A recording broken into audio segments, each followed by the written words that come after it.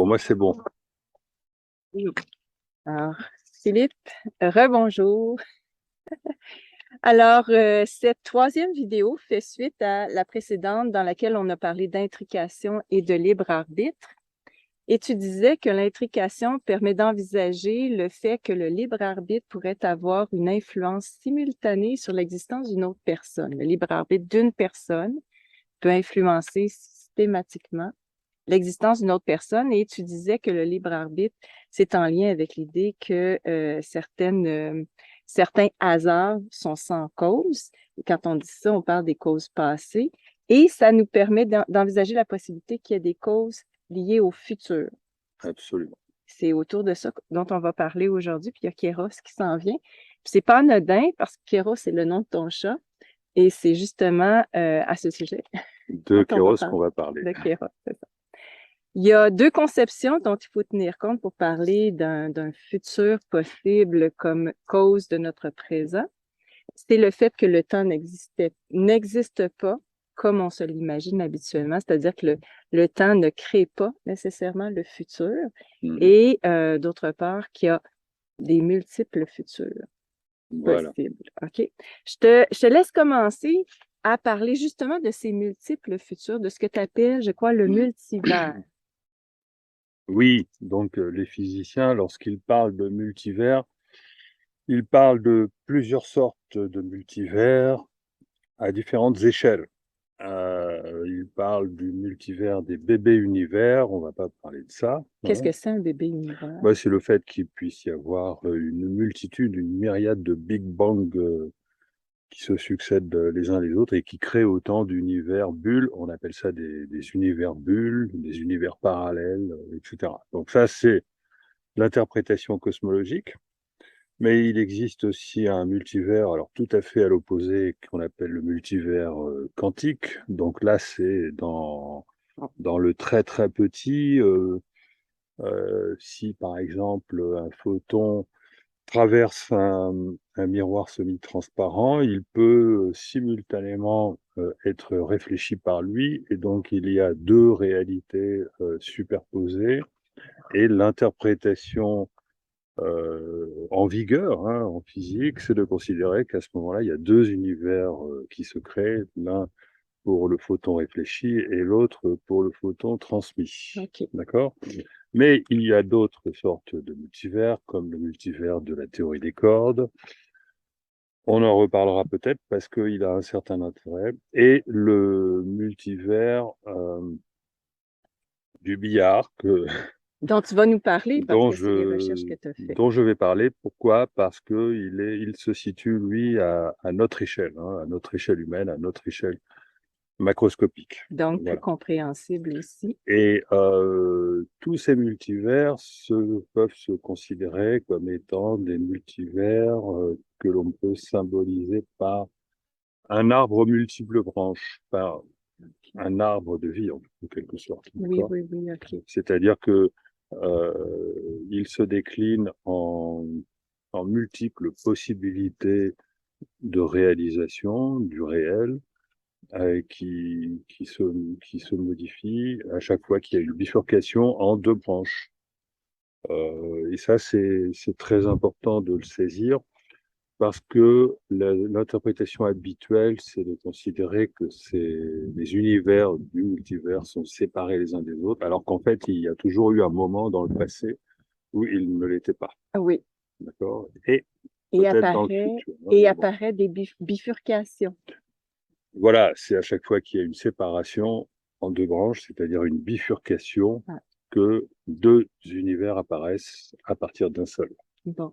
Et ça, c'est une notion dont on va parler juste après celle que, bon, je vais te demander de nous expliquer en quoi le GPS, qui est une illustration que tu utilises, peut nous permettre de mieux comprendre cette histoire de futur qui peut influencer notre présent quand tu parles de trajectoires qui peuvent changer, mais aussi de destinations qui peuvent changer.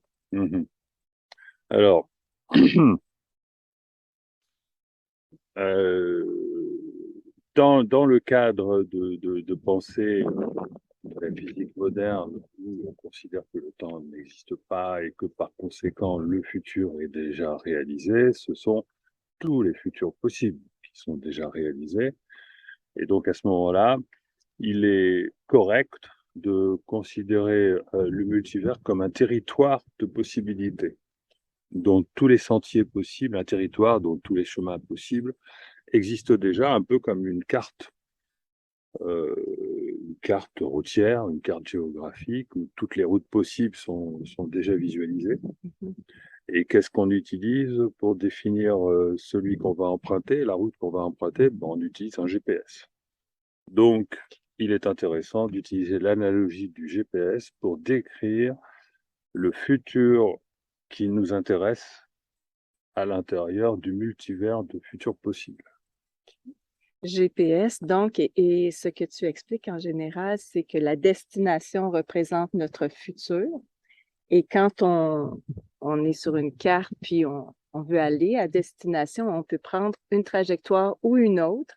Et puis, éventuellement, on peut même changer de destination. Voilà. On peut changer de deux façons possibles de trajectoire. On peut changer de destination d'une manière qu'on décrira plus tôt dans une prochaine vidéo, Okay. mais on peut aussi changer de parcours d'une manière qu'on va décrire maintenant. OK.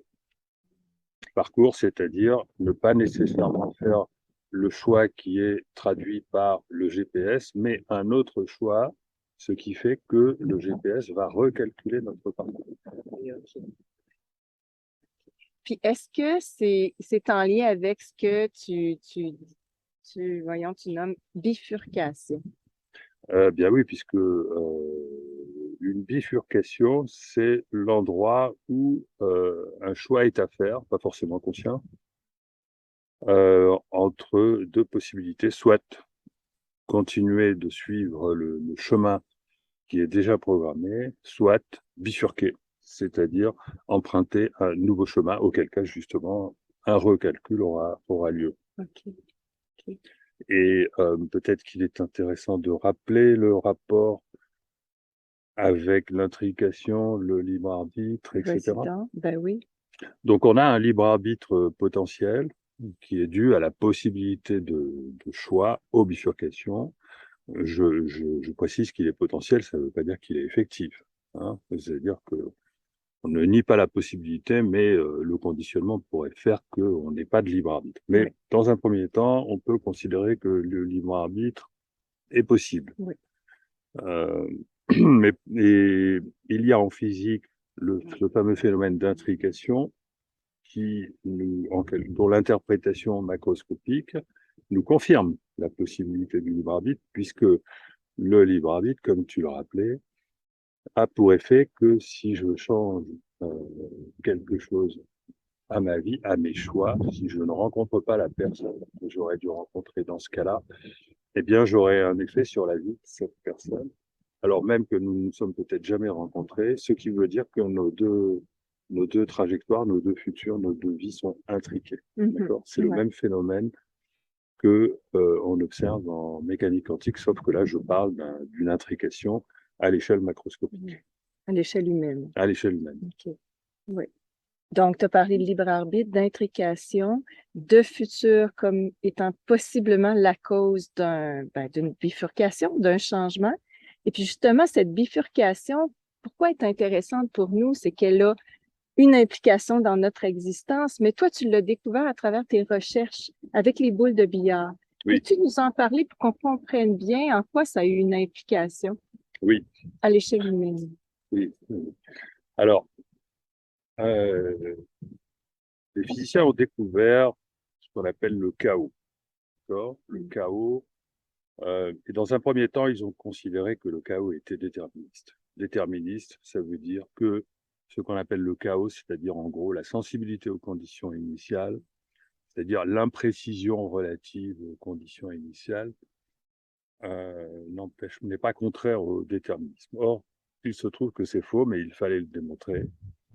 Et ça a été l'essentiel de mes travaux, et j'ai pris pour base les boules de billard, des calculs de billard. C'est-à-dire que il s'est agi pour moi de montrer que, contrairement à ce que disait la physique traditionnelle, à l'époque où on a découvert, on a fait des calculs sur le chaos, etc. Ça remonte à pas très longtemps, c'est une trentaine d'années. Contrairement à ce qu'on appelle le chaos déterministe, lorsqu'on augmente la précision sur les conditions initiales, on ne rend pas l'univers déterministe. C'est-à-dire que l'idée des physiciens et même des mathématiciens, c'est de dire que si les choses, si le futur n'est pas déterministe, ça vient du fait que on n'a pas suffisamment de précision sur les conditions initiales, ce qui fait que effectivement, on fait appel à la notion de multivers, de multiples possibilités, mais qui proviennent de notre ignorance des causes, Ouais, de par manque de notre précision. incertitude sur les causes. Ouais. Or, on a dit que il existe des hasards qui ne sont pas dus à notre ignorance des causes, d'une part. Et d'autre part, moi, j'ai montré que le fait d'augmenter la précision, c'est-à-dire réduire notre ignorance des causes, ne change absolument rien au multivers du billard. C'est ce que j'ai démontré et publié assez récemment, il y a quelques années. Et ça veut dire quoi? D'où vient déjà le fait que dans un billard, il y a des bifurcations? D'où vient le fait qu'il y a un multivers, c'est-à-dire qu'une boule de billard peut avoir de multiples trajectoires possibles? Ça vient du fait que dans un billard, il y a des cas limites qui viennent du fait que une boule peut en frôler une autre, à tel point que on ne sait pas, on ne sait pas si cette boule a simplement frôlé une autre boule et donc rien ne s'est passé concernant leur trajectoire, ou s'il y a eu un choc, ce qui fait que ça a tout changé. Et donc, ça peut dépendre d'une toute petite distance, presque quasiment infiniment petite, et on se rend compte qu'il y a deux cas de figure. Le cas où les deux boules se frôlent et donc leurs trajectoires sont inchangées, et le cas où il y a un choc et donc leurs trajectoires sont complètement changées, ce qui crée une bifurcation, puisque là, il y a deux futurs possibles. Ouais. D'accord? Ouais. Donc, tout ça dépend d'une incertitude. D'accord? Or, cette incertitude, j'ai montré qu'on peut la réduire au maximum, ça ne change rien au nombre de bifurcations. Mhm. On reprend là où ça a coupé. Alors, tu étais en train de dire quoi? J'étais en train de dire qu'on pouvait réduire l'incertitude au maximum, ça ne change rien aux bifurcations, au nombre de bifurcations, ça ne fait que les retarder. Et de toute façon, il existe un principe d'incertitude en physique qui empêche la possibilité de réduire l'incertitude au maximum. Et donc, les trajectoires multiples sont inévitables. Les superpositions de futurs sont inévitables. Mais je te propose qu'on passe à notre échelle, parce que le billard, c'est un peu abstrait pour nos auditeurs. Et imagine simplement deux personnes qui sont susceptibles de se rencontrer, OK. que ce soit dans une foule ou n'importe. On peut facilement imaginer des situations où finalement elles ne se rencontrent pas. OK. Parce que ça peut se jouer à un petit rien. Un petit rien, je sais pas, un papillon qui passe, Qui attire l'attention qui d'une attire l'attention personne, qui d'une retarde personne, son qui du coup action. elle va regarder et Ah oui. remarquer. Bon, donc c'est un peu analogue à ça. C'est-à-dire que donc ce sont des petits riens liés à cette incertitude justement, qui engendre une incertitude cette fois-ci qui nous intéresse à l'échelle humaine, qui font que des trajectoires, des futurs multiples existent pour les individus. D'accord? Et là, on a quelque chose d'intéressant qui va nous permettre d'aborder le sujet central. Mm. C'est que en physique, on a deux cas. Le cas où les choses continuent comme avant et le cas où on bifurque.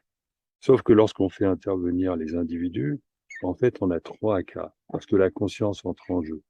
OK. On a le cas où la personne ne détecte pas qu'une bifurcation existe et donc rien ne change.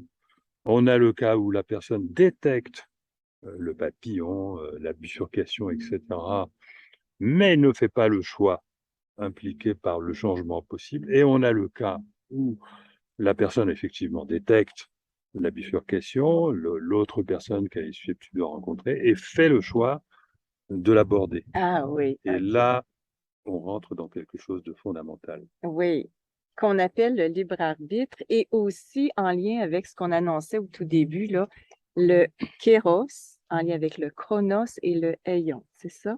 Veux-tu nous mettre en lien? Parce que ça, c'est quelque chose de génial, mais qui vient de très, très loin. Oui, bon, les Grecs ont symbolisé ça en faisant appel aux trois temps, chronos, kéros et aion.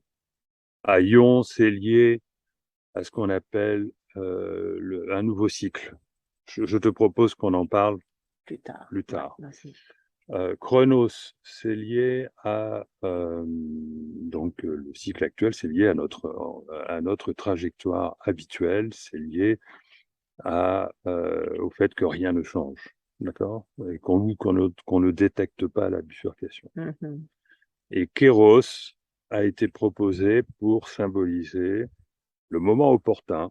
Le moment opportun, c'est le moment où le Kéros passe, le papillon détourne le regard ou je ne sais quoi, le petit Mm. rien agit qui fait que euh, la personne détecte la possibilité d'un changement. Et soit elle saisit l'opportunité, soit elle ne la saisit pas. D'accord? Donc, ce qui est intéressant de noter déjà dans un premier temps, c'est que la physique autorise ce genre de choses, autorise les petits riens qui font qu'il y a une superposition de futurs possibles. Mhm. Et qu'est-ce qui va déterminer le futur qu'on va réellement emprunter? Eh bien, c'est le choix qui est fait de tenir compte ou pas de l'arrivée du kéros. C'est vraiment intéressant parce que j'ai l'impression que tu viens de reprendre tout ce qu'on a abordé depuis la première vidéo où Oui, tu parlais des hasards, donc de ces coïncidences qui apparaissent, qui peuvent devenir des synchronicités à partir du libre arbitre, d'un choix qu'on fait de porter attention au papillon, au kéros, et ce dont tu parleras plus tard, qui va devenir le haillon. Si on revenait à l'intention de cette vidéo qui est de parler ou d'expliquer en fait en quoi le futur peut être la cause de notre présent et probablement en lien avec ce que toi tu appelles la double causalité. voilà, c'est là que tu tiens le bout. Mm. C'est que justement, la question de l'arrivée du kéros est évidemment liée à l'influence d'un nouveau futur. C'est-à-dire, mais ne parlons pas de ça dans un premier temps, faisons l'hypothèse qu'il existe dans un nouveau futur potentiel une force qui essaye de nous amener vers lui. Hein, faisons, on verra plus tard, allez, je vais quand même en parler un petit peu, on verra que c'est lié à notre structure vibratoire émotionnelle. Bon, et autant que ça, faisons simplement l'hypothèse que un nouveau futur se trouve euh, sollicité, se trouve avec une probabilité augmentée de pouvoir se réaliser. Mhm, Donc, s'il mhm. existe une probabilité augmentée pour un futur de se voir réalisé, comment va-t-il faire pour remplacer un Le ancien futur? déterminisme. Eh bien, il va profiter d'un hasard et précipiter l'arrivée d'un kéros Mm. qui va nous permettre justement d'emprunter le chemin qui mène vers lui. Et c'est comme ça qu'il faut interpréter le kéros, parce que le kéros, en fait, il survient souvent en lien avec ce qu'on appelle les synchronicités, mais aussi les intuitions. On peut considérer que les synchronicités, ce sont des événements, on peut ne pas les saisir ou on peut les saisir. D'accord? Si elles surviennent, c'est parce que il existe en nous un potentiel d'en tenir compte, sinon elles ne surviendraient pas. Mm. D'accord? Mais on peut considérer que l'univers ne sait pas finalement quel est le choix qu'on va faire, en tenir compte ou Mm. ne pas en tenir compte, parce que ça va dépendre là encore de petits riens et il y a une superposition des futurs potentiels qui attend que la conscience finalement fasse son choix avant de déterminer quel est le nouveau futur pour la personne et finalement pour tout le monde. Mm. Hein. Et donc voilà, c'est ça que j'aimerais qu'on développe parce que c'est riche en subtilité.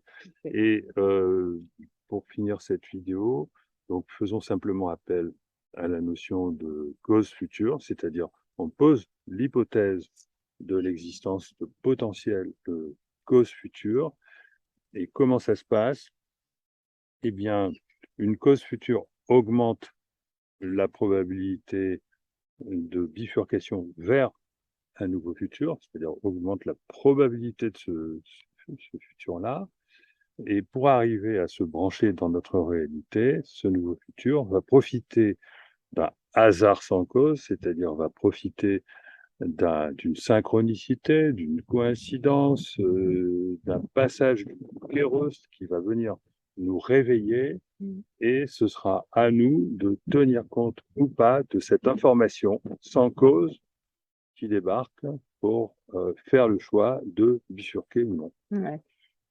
D'où l'importance, parce que tu as parlé d'intuition, de porter attention au message qu'on reçoit de l'univers, de quelque chose qui nous dépasse, et avec ça, le libre arbitre de s'y arrêter, de faire des choix pour orienter notre vie. Puis ton hypothèse, ben, ce qui n'est pas une hypothèse, mais le modèle que tu présentes, c'est l'idée que lorsqu'il n'y a pas de cause passée, c'est peut-être une cause future qui nous interpelle. Voilà. L'idée d'y porter attention. C'est la théorie de la double causalité qui stipule que ce qui n'est pas déterminé par le passé, ce qui est le cas lors des bifurcations, lors des hasards sans cause, est déterminé par le futur.